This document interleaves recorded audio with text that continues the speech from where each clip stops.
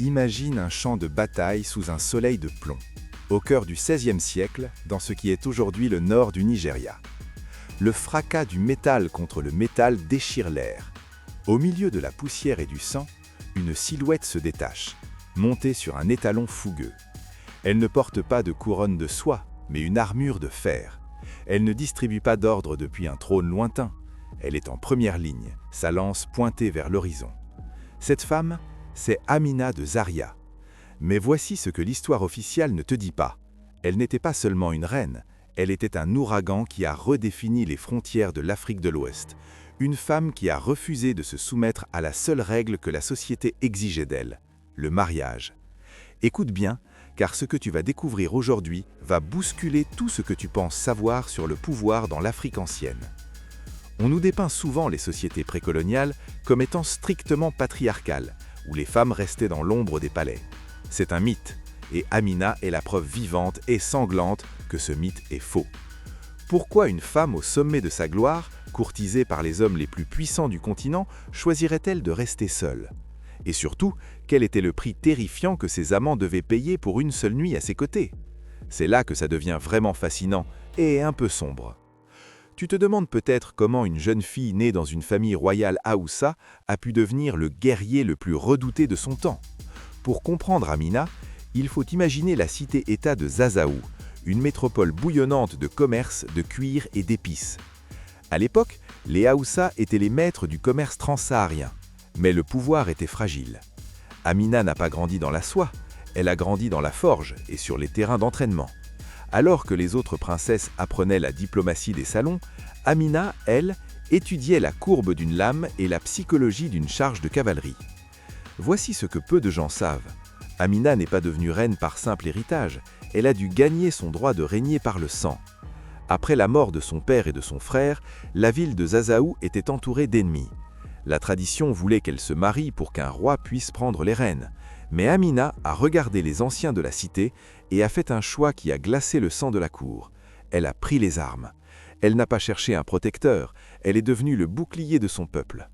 Imagine la scène, sa première campagne militaire. Elle dure 3 mois. Elle ne revient pas avec des bijoux, mais avec de nouvelles terres et une réputation de fer. C'est à ce moment précis que tout bascule. Elle comprend que le mariage n'est pas une alliance pour elle, c'est une cage. Si elle se marie, elle devient l'épouse du roi. Si elle reste seule, elle est le roi. Pour maintenir son autorité dans un monde d'hommes, elle a dû devenir plus impitoyable que n'importe quel général. Et c'est là que la légende prend une tournure digne d'un thriller psychologique.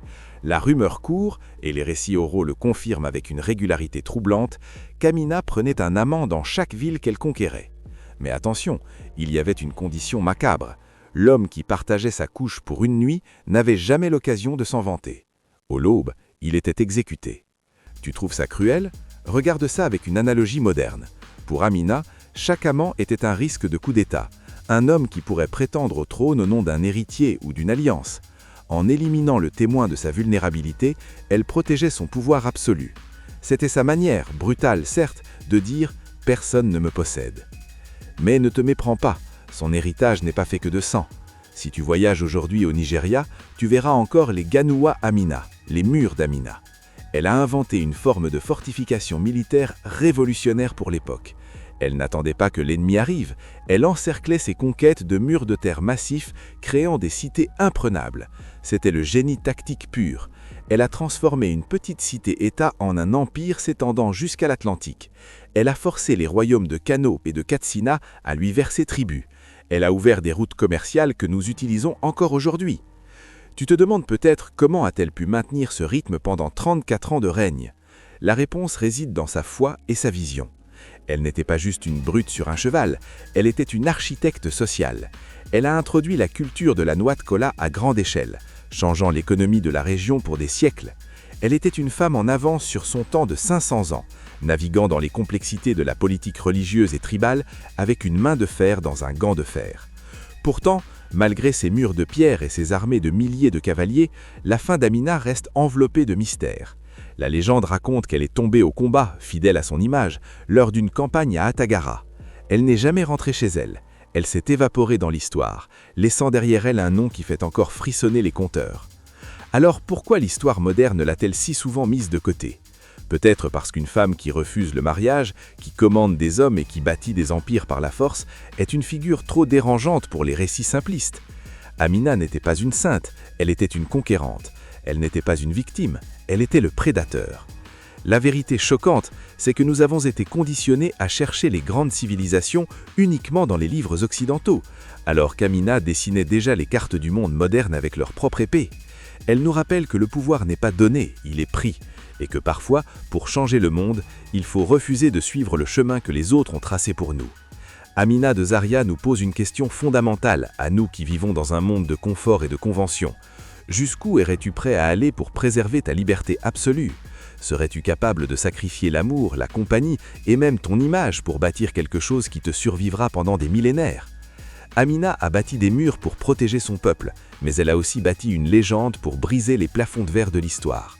Alors la prochaine fois que tu entends parler des grands conquérants de ce monde, demande-toi combien d'entre eux auraient eu le courage d'affronter Amina de Zaria sur un champ de bataille.